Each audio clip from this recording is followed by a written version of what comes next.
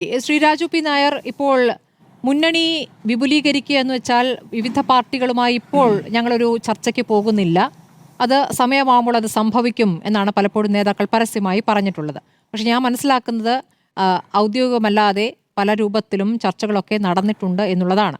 ആ ചർച്ചകളിൽ ചിലർക്കെങ്കിലും ഒരു ചാഞ്ചല്യം സംഭവിച്ചിട്ടുണ്ട് എന്നതിൻ്റെ സൂചനകളുമുണ്ട്. ഒരു വിശാല പ്ലാറ്റ്ഫോമിലേക്ക് പലരും വന്നു ചേരും എന്നാണല്ലോ നേരത്തെ പ്രതിപക്ഷ നേതാവ് പറഞ്ഞിട്ടുള്ളത്. ഇന്നിപ്പോൾ ഈ പറഞ്ഞ കേന്ദ്രത്തിനെതിരായ സമരം യഥാർത്ഥത്തിൽ തെരഞ്ഞെടുപ്പ് പ്രചാരണത്തിൻ്റെ ഒരു ആദ്യ പടിയായിട്ട് കൂടി കാണേണ്ട LDFിൻ്റെ സമരമാണ് ഇന്ന് തലസ്ഥാനത്തുണ്ടായത്. ആ സമരത്തിൽ നിന്നും രണ്ട് പ്രധാനപ്പെട്ട പാർട്ടികളിലെ രണ്ട് പ്രധാനപ്പെട്ട നേതാക്കളെ കാണാനില്ലായിരുന്നു. അവരുടെ അഭാവം അവിടെ ശ്രദ്ധിക്കപ്പെട്ടു എന്നുള്ളതാണ്. ഒന്ന് ജോസ് കെ മാണിയുടേതും ഒന്ന് ശ്രീ ശ്രേയാംസ് കുമാറിൻ്റേതും. ശ്രീ രാജു പി നായർ, മുന്നണി വിപുലീകരണത്തിൽ ഈ രണ്ട് പാർട്ടികൾ ആദ്യം നിങ്ങളുടെ പരിഗണനയിലുള്ള പാർട്ടികളാണോ? അല്ല, UDFിനോട് സഹകരിക്കാൻ തീരുമാനമെടുക്കുന്ന എല്ലാവരും ഞങ്ങളുടെ പരിഗണനയിലുള്ള പാർട്ടികളാണ്. ഞങ്ങളെ സംബന്ധിച്ചിടത്തോളം ഇന്ന പാർട്ടി എന്നുള്ളതല്ലല്ലോ. ഞങ്ങൾ പ്രതിപക്ഷ നേതാവ് വളരെ വ്യക്തമാക്കി. ഇപ്പോൾ വർഗീസ് ജോർജ് സാർ ഇവിടെ പറയുന്നതും എല്ലാവരും അവരാ പാർട്ടിക്ക് ആ മുന്നണിക്കകത്ത് അവർക്കുള്ള അസ്വാരസ്യങ്ങളുണ്ടെങ്കിൽ ആ അസ്വാരസ്യങ്ങൾ പറഞ്ഞ് ഞങ്ങൾ ഒരു മുന്നണി മാറ്റത്തിന് വേണ്ടി സംസാരിക്കുകയും അതിന് ഔദ്യോഗികമായിട്ട് വരുമ്പോൾ മാത്രമാണ് മുന്നണിയിലേക്ക് എടുക്കുന്നതിനെ സംബന്ധിച്ചുള്ള ചർച്ചകളിലേക്ക് പോകേണ്ടത്. അതുകൊണ്ട് ഞാൻ ആ ചർച്ചകളിലേക്ക് പോകുന്നില്ല. പക്ഷേ അദ്ദേഹം ഉന്നയിച്ച ചില കാര്യങ്ങളിൽ ഞാൻ ചോദിക്കുക. അദ്ദേഹം പറയുന്നത് ഇടതുപക്ഷ രാഷ്ട്രീയത്തിനൊപ്പം നിൽക്കുക എന്നുള്ളതാണ്. എനിക്ക് കൗതുകത്തോടു കൂടിയാണ് ഞാനത് കേട്ടത്. ഞാൻ വർഗീസ് ജോർജ് സാറിനെ ഏറ്റവും നല്ലൊരു സോഷ്യലിസ്റ്റായിട്ടും ഇടതുപക്ഷ പ്രതിനിധിയായിട്ടും കാണുന്ന ഒരാളാണ്. CPM-നോട് എനിക്ക് ആ മനോഭാവമില്ല. അങ്ങ് ഇവിടെ തന്നെ 3-4 കാര്യങ്ങൾ അദ്ദേഹം പറയുകയുണ്ടായി, ഈ ADGPയുടെയും അതുപോലെ തന്നെയുള്ള കാര്യങ്ങൾ. ഞാൻ കുറച്ചുകൂടി കൂട്ടി പറയാം. PM ശ്രീ പദ്ധതിയിൽ ഒപ്പിട്ടത്, ലേബർ കോഡ് നമ്മുടെ കരട് രേഖ ഉണ്ടാക്കിയത് ഉൾപ്പെടെ ഇങ്ങോട്ട് നോക്കിക്കഴിഞ്ഞാൽ തീവ്ര വലതുപക്ഷമായിട്ട് മാറിയ ഒരു പിണറായി വിജയനെയും പിണറായിസ്റ്റുകളെയും, ഞാൻ CPM മൊത്തമായിട്ട് പറയുന്നില്ല, പക്ഷെ പിണറായി വിജയനെയും പിണറായിസ്റ്റുകളെയും നമ്മൾ കാണുന്നത്. എനിക്കൊരു കൗതുകം ചോദ്യം അദ്ദേഹത്തോടുള്ളത്, കഴിഞ്ഞ 5 വർഷം പോട്ടെ, നമ്മൾ അതിനു മുമ്പുള്ള 4-5 വർഷം പോട്ടെ, കഴിഞ്ഞ 5 വർഷം ഈ പിണറായി വിജയനിൽ നിന്ന് ഇടതുപക്ഷ രാഷ്ട്രീയമുള്ള ഏത് തീരുമാനമാണ് അദ്ദേഹം കണ്ടിട്ടുള്ളത് എന്നുള്ളതാണ്. അപ്പം എന്നെ സംബന്ധിച്ചോളം ഞാൻ നോക്കിയിട്ട് ഒരു തീരുമാനവും കാണുന്നില്ല. പെൻഷനെന്നോ മറ്റെന്തെങ്കിലും പറഞ്ഞാൽ 4.5 വർഷത്തിന് ഭരണത്തിന് ശേഷം അവസാനം കൊണ്ടേ കൊടുക്കേണ്ടതല്ലല്ലോ പെൻഷന്റെ വർധനവ്. അത് എന്ത് നഷ്ടം സഹിക്കേണ്ടി വന്നാലും ക്ഷേമരാഷ്ട്രമാണ്, ക്ഷേമ സംസ്ഥാനമാണ്. അതുകൊണ്ട് ആ ക്ഷേമമാണ് ഞങ്ങളുടെ പ്രയോറിറ്റി. അതുകൊണ്ട് ഞങ്ങൾ എത്ര മുണ്ട് ഉടുക്കേണ്ടി വന്നാലും വരിഞ്ഞുടുക്കേണ്ടി വന്നാലും ഞങ്ങൾ അവർക്ക് പണം കൊടുക്കും എന്ന് പറയുകയല്ലേ വേണ്ടത്. അതിന് പകരം ആ അവകാശം പറഞ്ഞവരെ പോലും ആക്ഷേപിക്കുന്ന രീതിയാണ് നമ്മൾ കണ്ടത്. അപ്പോൾ എനിക്ക് സത്യം പറഞ്ഞാൽ കഴിഞ്ഞ കുറെ നാളുകളായിട്ട് ഞാൻ ചർച്ചയിൽ പങ്കെടുക്കുന്നുണ്ട്, പല വിഷയങ്ങൾ നമ്മൾ പഠിക്കുന്നുണ്ട്.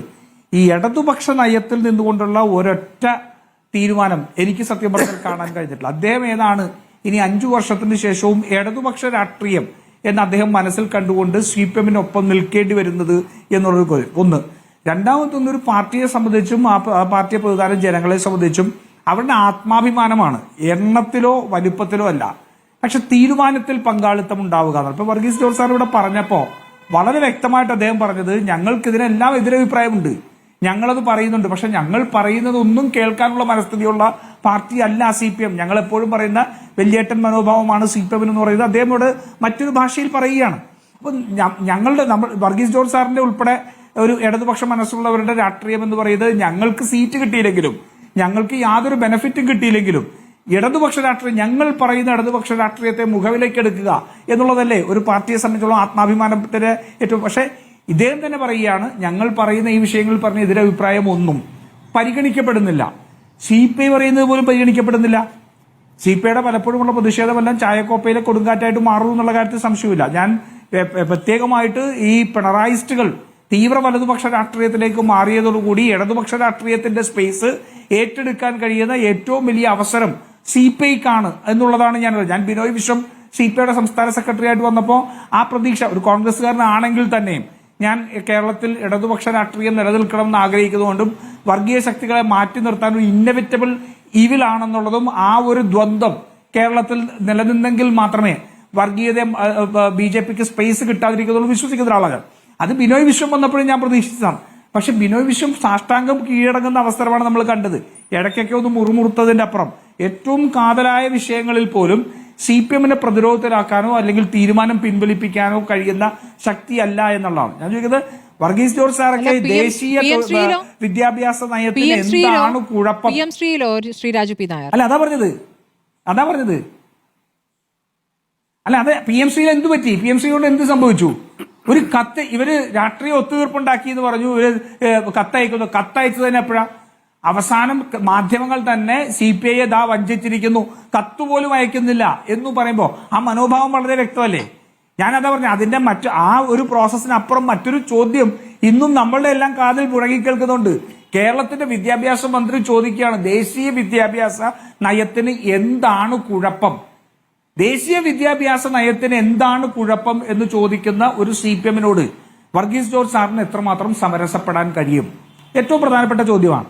അദ്ദേഹം മലബാർ ഉൾപ്പെടെ പ്രതിനിധീകരിക്കുന്ന ഒരു പാർട്ടിയാണ്. മലബാർ ഉൾപ്പെടെയുള്ള മേഖലയിൽ ഈ പറയുന്ന വസ്തുതകൾക്ക് വിരുദ്ധമായി ജമാഅത്തെ ഇസ്ലാമി വന്നാൽ കേരളത്തിലെ UDF-ന്റെ ആഭ്യന്തര വകുപ്പ് അവർ കൈകാര്യം ചെയ്യുമെന്നും അത് വന്നാൽ മാറാട് കലാപം ഉണ്ടാകുമെന്നും പറയുന്ന രാഷ്ട്രീയത്തെ ഒരക്ഷരം കൊണ്ട് എതിർക്കാതെ ഇവർക്ക് എങ്ങനെ ഇടതുപക്ഷ രാഷ്ട്രീയം എന്ന് പറയാൻ സാധിക്കും? അതൊരു പ്രശ്നമല്ലേ? കാരണം നോക്കൂ, ഇപ്പൊ AK ബാലൻ പറഞ്ഞ പ്രസ്താവനയ്ക്ക് മുഖ്യമന്ത്രി തന്നെ പിന്തുണ കൊടുത്തിരിക്കുക.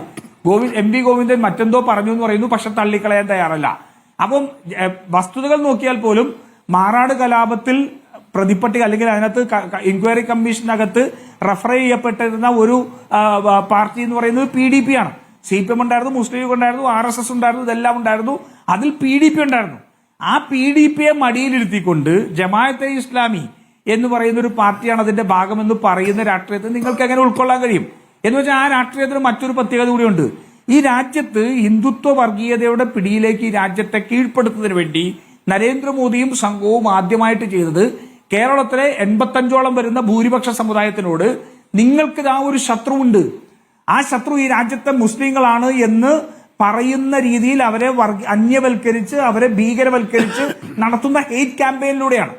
ആ ഹെയ്റ്റ് ക്യാമ്പയിനാണ് കേരളത്തിൽ നടത്തിയത് AK ബാലൻ. അല്ലെ, ഭൂരിപക്ഷ സമുദായത്തെ നോക്കി പറയാണ്, ദാ നിങ്ങൾ പ്രതീക്ഷിച്ചോളൂ, നിങ്ങൾ LDF-നല്ല വോട്ട് ചെയ്യുന്നെങ്കിൽ ഇവിടെ ഒരു മുസ്ലിം തീവ്രവാദികൾ ഈ സംസ്ഥാനത്തിന്റെ ഭരണം കൈയടക്കാൻ എന്തെങ്കിലും യാഥാർത്ഥ്യമായിട്ട് പൊരുത്തമുള്ളതാണോ? ഏതെങ്കിലും ഒരു മുസ്ലിം സംഘടന അത്തരത്തിൽ തീവ്ര നിലപാടെടുത്തുകൊണ്ട് കേരളത്തിലുണ്ടോ?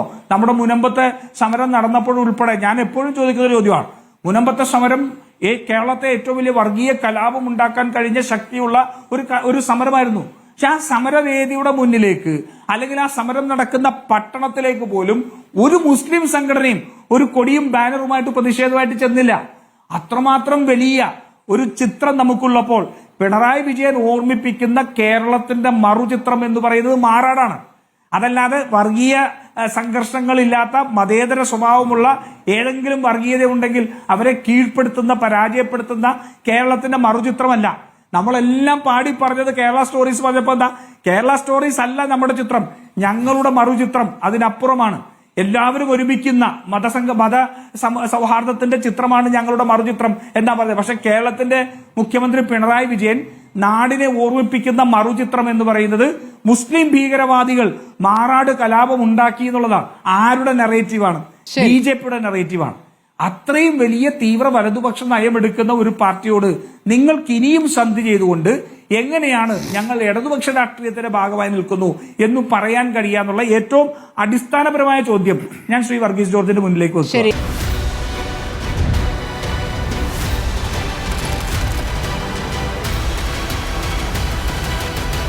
ഡിബേറ്റ് വിത്ത് സ്മൃതി പരുത്തിക്കാട്.